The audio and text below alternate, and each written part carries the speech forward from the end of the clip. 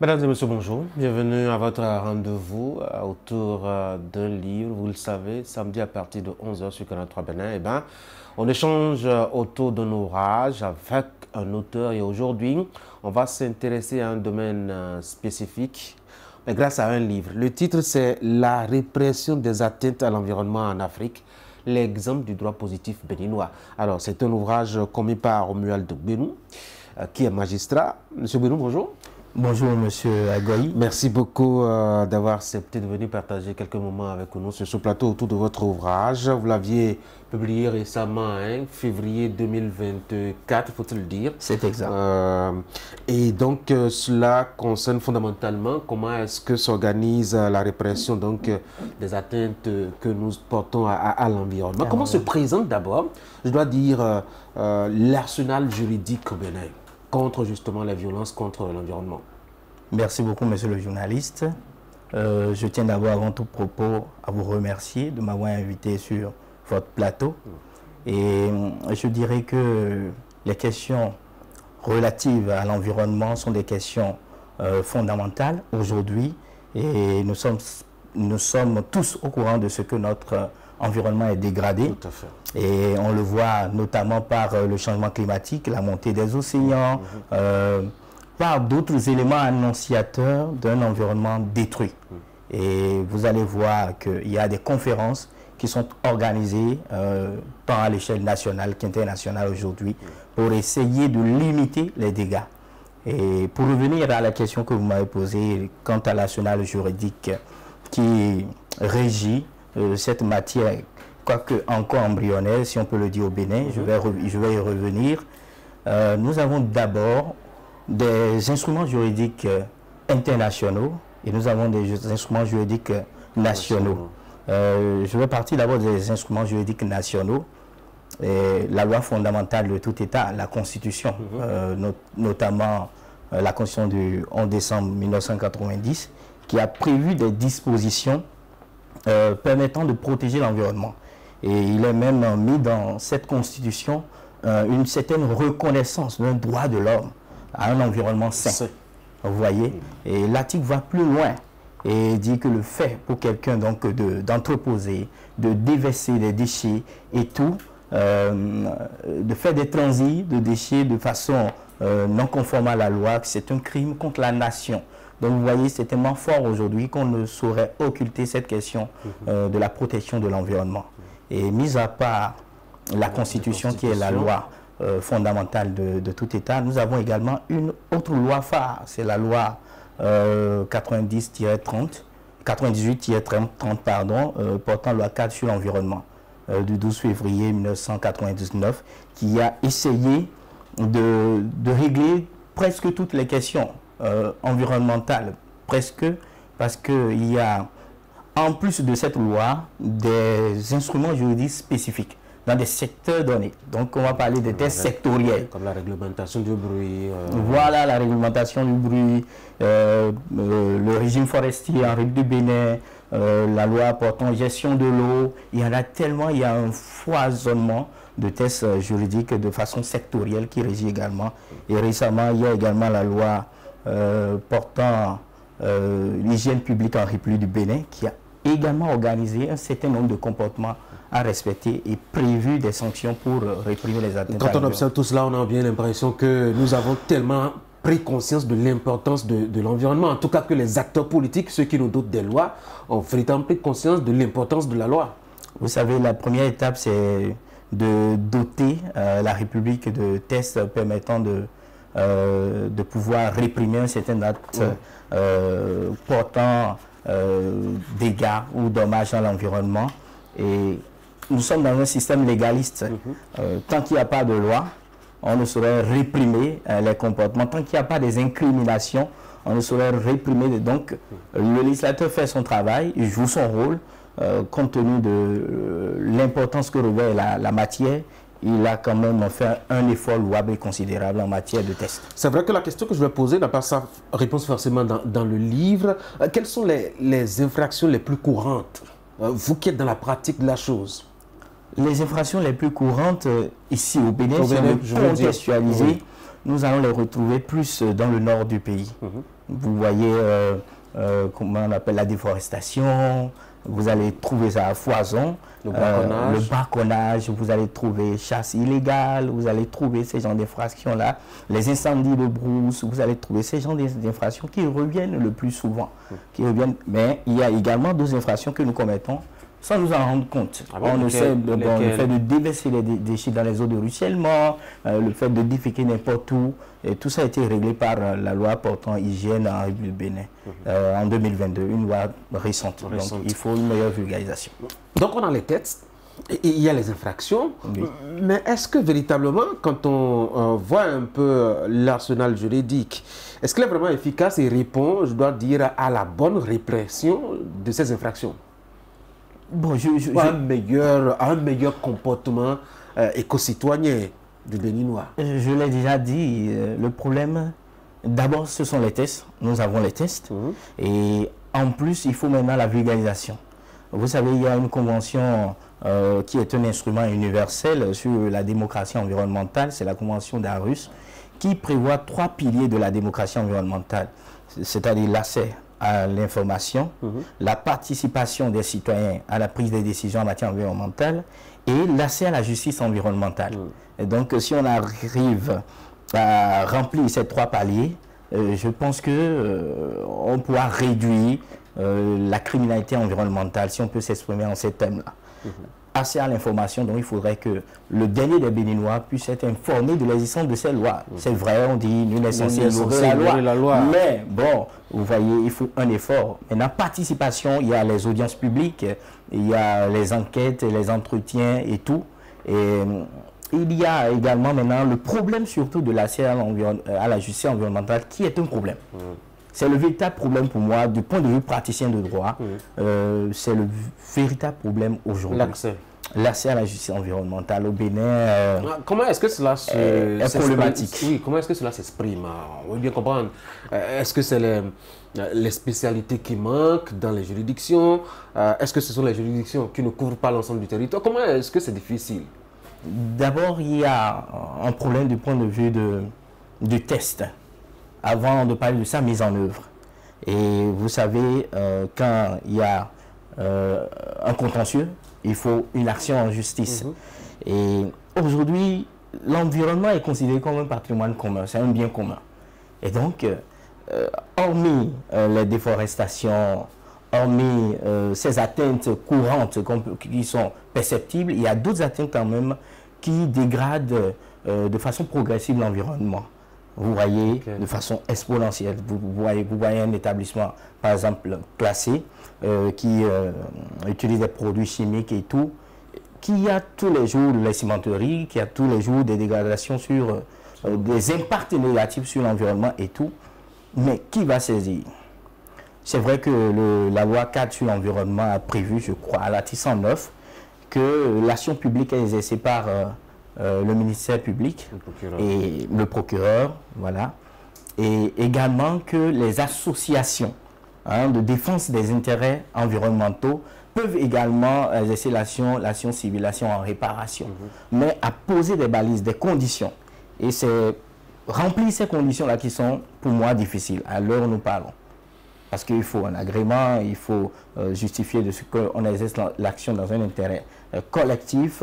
Et aujourd'hui, combien d'associations de droit sont reconnues en tant que sujets pouvant exercer une action? À mon humble avis, je n'en ai pas connu d'association ayant mené une action dans ce sens-là jusqu'à finir une procédure pénale.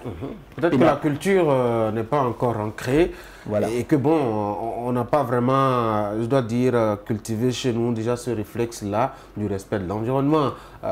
Dans le domaine de la politique, on a quand même des associations qui régulièrement, dans le domaine du respect des droits de l'homme par exemple, il y a quand même des associations qui font, mais dans le domaine de l'environnement, peut-être que... Dans le domaine de l'environnement, il y a également des associations, il y en a plusieurs qui font œuvre de sensibilisation, qui font des ateliers, des activités, d'accord, mais en matière d'action en justice, voilà, pour certaines dégradations, le problème demeure. Peut-être parce que les lobbies sont un peu plus puissantes que les forces de ces associations. Bon, moi, je ne saurais le dire. Je ne saurais le dire. Est-ce que il arrive que l'héritage culturel ou le contexte culturel soit un frein justement à l'application de la loi en termes de délinquance liée à l'environnement? Le dire ainsi, c'est rapporter cela à pratiquement tous les domaines. Ah oui. Parce que, qu'on le veut ou non, la criminalité, entre griffes ou entre guillemets, est consubstantielle même à la vie en société. On peut essayer de réduire la criminalité, mais on se pose la question de savoir si on peut finir avec la criminalité. Vous voyez, on peut l'enrayer. Donc forcément, les pratiques culturelles qui courent encore dans certaines régions ont des impacts négatifs sur l'environnement à coup sûr. Je le dis parce que j'ai vu un peu la réaction des populations à Cotonou, premièrement, à une époque où un certain Dandinou était chef de circonscription et parlait justement de la réglementation concernant la production de bruit. Il y a eu un tollé, les gens ne comprenaient pas pourquoi est-ce qu'on peut décider, enfin demander aux gens de limiter la production de bruit. Et le deuxième exemple aussi qui me fait dire ça, c'est surtout cette sortie du procureur de Cotonou contre ceux qui urinent à l'air libre, etc. Les citoyens ont paru un peu dérangés, choqués. Et on se dit quelque part, peut-être, c'est la culture qui ne les a pas habitués à ça. On peut répondre par l'affirmative, parce que si vous êtes dans un état d'esprit donné, que vous aviez une manière de procéder, on dit souvent l'habitude est une seconde nature. Donc, c'est progressivement que les autorités publiques vont parvenir à corriger ceci. C'est déjà bien en votant des lois qui sont récentes d'ailleurs, 2022, la toute dernière, et pour permettre aux Béninois de prendre conscience parce qu'il y a des actes, il y a des comportements. Et on ne pense pas que ces comportements puissent avoir des impacts à court ou à long terme sur l'environnement. Et bon, c'est normal, on veut faire ses besoins, on trouve un endroit et puis on se soulage. Alors que forcément, cet acte a des impacts sur l'environnement. Donc il va falloir qu'on puisse aller vers une certaine cohésion nationale autour de la protection de l'environnement. Est-ce que vous avez l'impression vraiment que l'application des lois en matière donc de délinquance liée à l'environnement, cette application a vraiment des effets dissuasifs sur les citoyens? Je veux dire, est-ce que des citoyens sont déjà venus, on leur a appliqué la loi et vous avez l'impression qu'après avoir subi leur peine, que ces citoyens ont pris conscience et ne sont plus revenus sur le même coup, sur la même violence? Bien sûr, puisque si nous prenons par exemple la réglementation du bruit, vous avez vu dès les premières heures de cette loi, les autorités, la police républicaine et tout, on appréhendait même dans les églises des instruments de musique. À un moment donné, vous-même, si vous ne voulez pas qu'on ramasse vos outils de travail ou bien vos outils de distraction ou bien vos outils de culte, je crois que vous allez vous ranger. Et il y a eu une responsabilisation qu'on a notée. Une responsabilisation parce que le Béninois, généralement, même dans les histoires de voisinage, un voisin qui allume la musique. Le dimanche matin. Voilà, le dimanche matin, mais sans savoir qu'il est en train d'indisposer son entourage et peut même causer du tort à un malade qui est dans la chambre voisine ou la maison voisine. Donc, accentuer la répression permettra de discipliner un temps la population, parce qu'il y va de l'intérêt de tous que l'environnement soit sûr et sain. Alors on va commencer déjà par évoquer les limites de cet arsenal juridique, l'accès à la justice comme vous avez dit. Il n'y a que ça comme limite? Il n'y a pas que ça. On va parler également de la spécialisation des magistrats. Aujourd'hui, le monde va vers plus une spécialisation. Nous prenons l'exemple de la France. C'est vrai qu'ils n'ont pas une juridiction dédiée de façon exclusive à l'environnement, mais je crois que il y a des chambres spécifiques qui gèrent ce type de contentieux. C'est déjà un grand pas et nous pouvons les imiter en prévoyant également des chambres qui puissent prendre ces types de contentieux. Et j'ai d'ailleurs proposé dans mon ouvrage qu'on crée carrément des tribunaux écologiques. Ah oui? Ah oui. Mais ça, c'est pas maintenant, c'est peut-être dans 10 ans, 15 ans, voire 20 ans. C'est si important que ça? Oui, c'est très Tribunal important. spécialement dédié justement aux affaires Bien sûr, écologiques. aujourd'hui. Pourquoi est-ce que c'est si important? Aujourd'hui, je prends simplement la thématique de changement climatique. Ça fait tomber toutes les nations, que vous soyez des États-Unis ou du Bénin, nous allons tous souffrir de changement climatique. Donc, quand la maison du voisin brûle, il vaut mieux éteindre que de rester sans rien faire. Donc, tous les pays ont intérêt à travailler de façon collégiale pour pouvoir un temps diminuer les effets du changement climatique qui d'ici quelques années va s'accentuer. Vous avez parlé des insuffisances de moyens aussi pour réprimer oui. les atteintes à l'environnement. Vous parlez de moyens, je ne vois pas de quoi vous parlez tout de suite. Oui, je parle de moyens, je parle d'abord de moyens techniques. Après, moyens matériels, techniques matériels, et des moyens financiers également. Moyens techniques pour dire, toujours pour soutenir la spécialisation. Vous avez un magistrat, on vient lui soumettre un contentieux, d'accord, en matière environnementale, mais est-ce qu'il a les outils nécessaires, parce qu'il a une formation de base, est-ce qu'il a les outils nécessaires pour apprécier les éléments chimiques, voilà, qui ont été introduits dans la mer, ce sont ces éléments qui ont pu donner tel, c'est vrai, un rapport d'expertise sera produit dans le dossier, mais encore qu'il faut avoir toutes les armes qu'il faut pour apprécier ces rapports-là. C'est le travail du magistrat.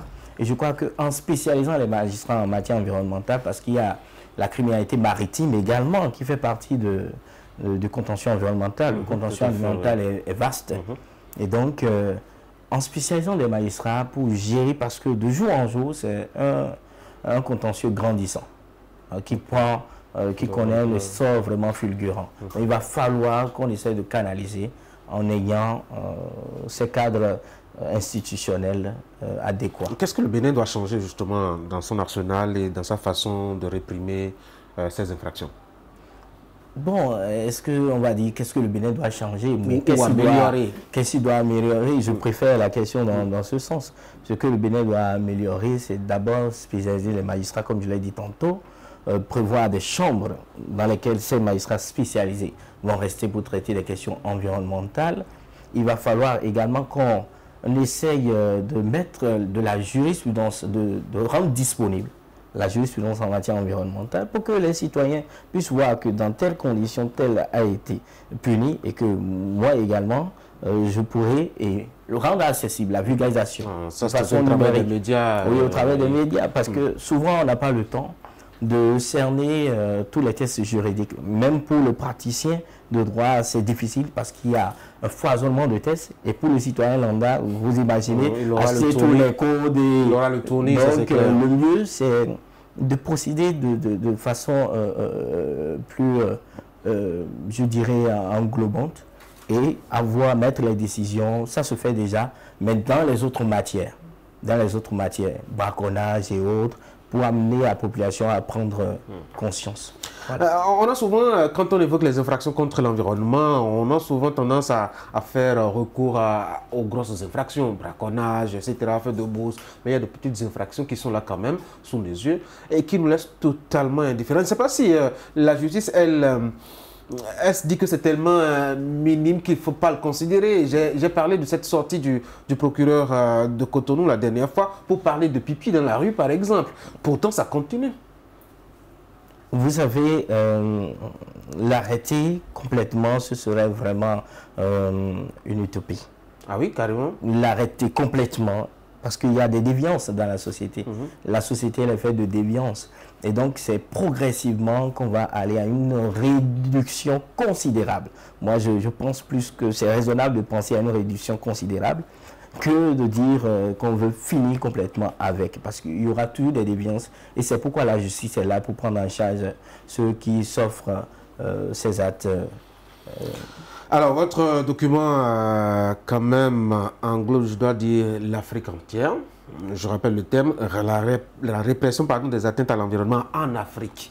Est-ce que le Bénin a une singularité par rapport aux autres pays? Ou tous les pays sont de la même tendance, quand vous voyez un peu le panorama? Je dirais que tous les pays sont dans la même tendance. Les pays francophones sont dans la même tendance. Le Bénin n'a pas une particularité, mais l'ouvrage met en avant le Bénin. L'ouvrage met en avant le Bénin pour évaluer l'arsenal, je veux dire, le système de répression. Est-ce un système efficace?